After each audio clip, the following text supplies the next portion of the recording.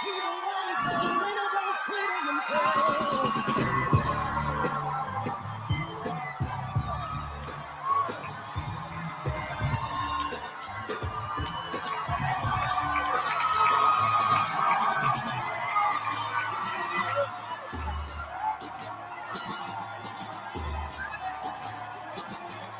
afternoon. Good afternoon. Good.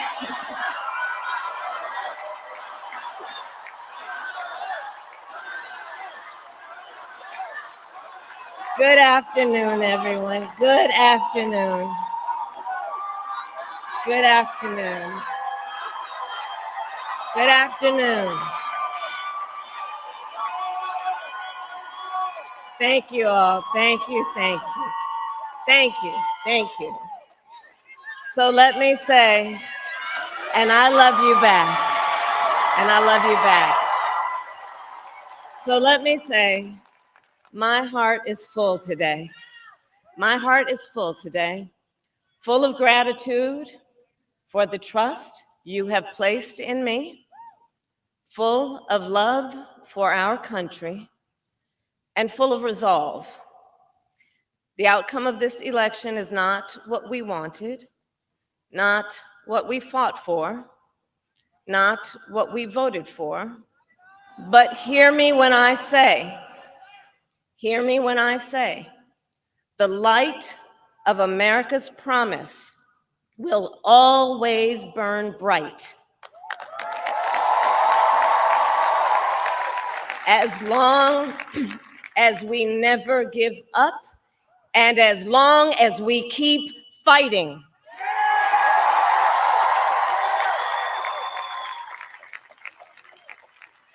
To my beloved Doug and our family, I love you so very much. To President Biden and Dr. Biden, thank you for your faith and support. To Governor Walz and the Walz family, I know your service to our nation will continue. And to my extraordinary team, to the volunteers who gave so much of themselves, to the poll workers and the local election officials, I thank you all. Look, I am so proud of the race we ran and the way we ran it. Over the 107 days of this campaign, we have been intentional about building community and building coalitions, bringing people together from every walk of life and background, united by love of country with enthusiasm and joy in our fight for America's future. And we did it with the knowledge that we all have so much more in common than what separates us. Now, I know folks are feeling and experiencing a range of emotions right now. I get it. But we must accept the results of this election. Earlier today, I spoke with President-elect Trump and congratulated him on his victory. I also told him that we will help him and his team with their transition, and that we will engage in a peaceful transfer of power.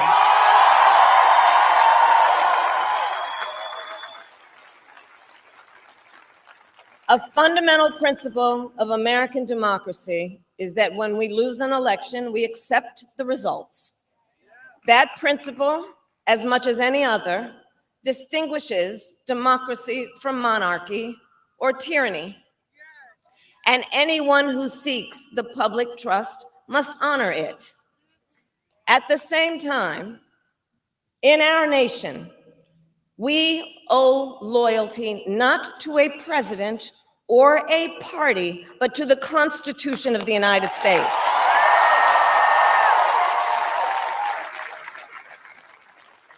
And loyalty to our conscience and to our God. My allegiance to all three is why I am here to say, while I concede this election, I do not concede the fight that fueled this campaign.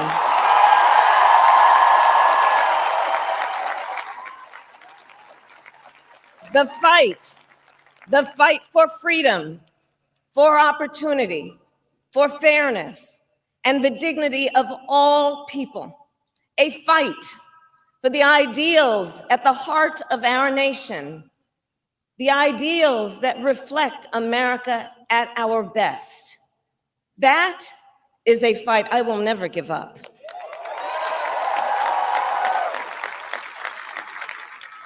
I will never give up the fight for a future where Americans can pursue their dreams, ambitions, and aspirations, where the women of America have the freedom to make decisions about their own body and not have their government telling them what to do. We will never give up the fight to protect our schools and our streets from gun violence. And America, we will never give up the fight for our democracy, for the rule of law, for equal justice, and for the sacred idea that every one of us, no matter who we are or where we start out, has certain fundamental rights and freedoms that must be respected and upheld.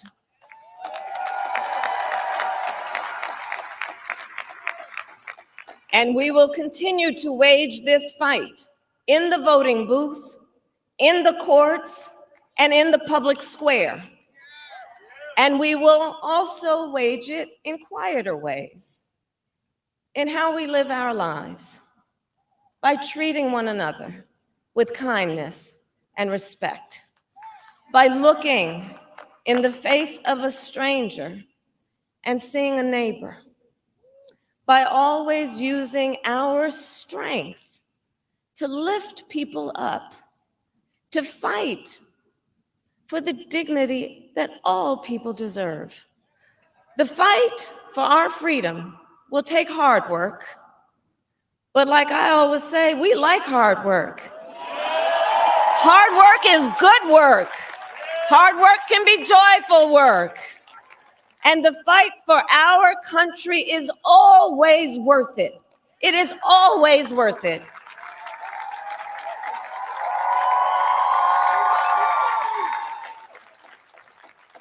To the young people who are watching, it is, I love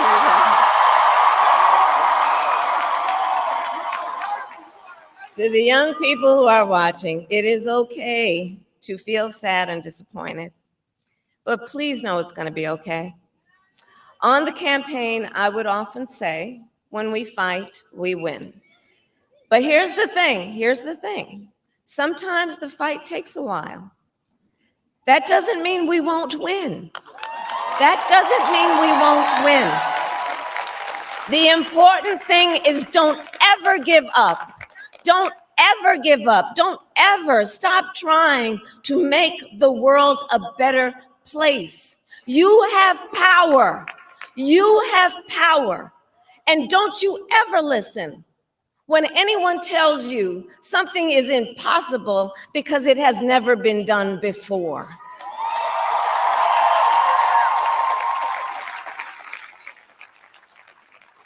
You have the capacity to do extraordinary good in the world. And so to everyone who is watching, do not despair. This is not a time to throw up our hands. This is a time to roll up our sleeves. This is a time to organize, to mobilize, and to stay engaged for the sake of freedom and justice, and the future that we all know we can build together. Look, many of you know I started out as a prosecutor, and throughout my career, I saw people at some of the worst times in their lives.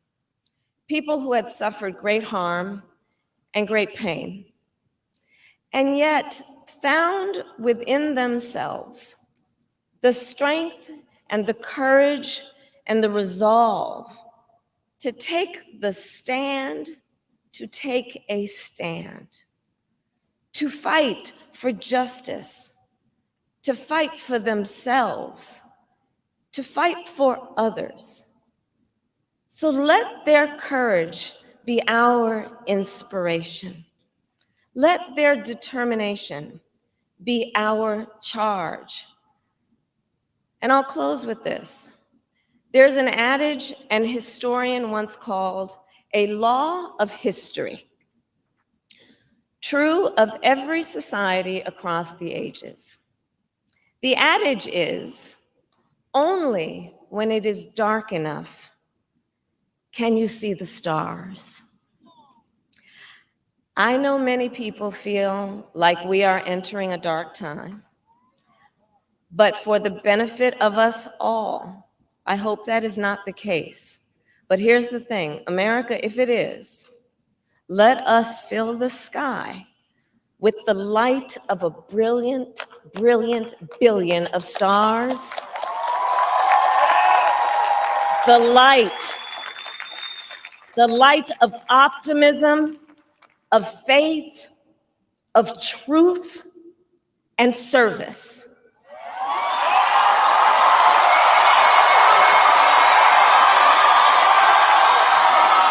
HU. And may that work guide us, even in the face of setbacks, toward the extraordinary promise of the United States of America. I thank you all. May God bless you, and may God bless the United States of America. I thank you all.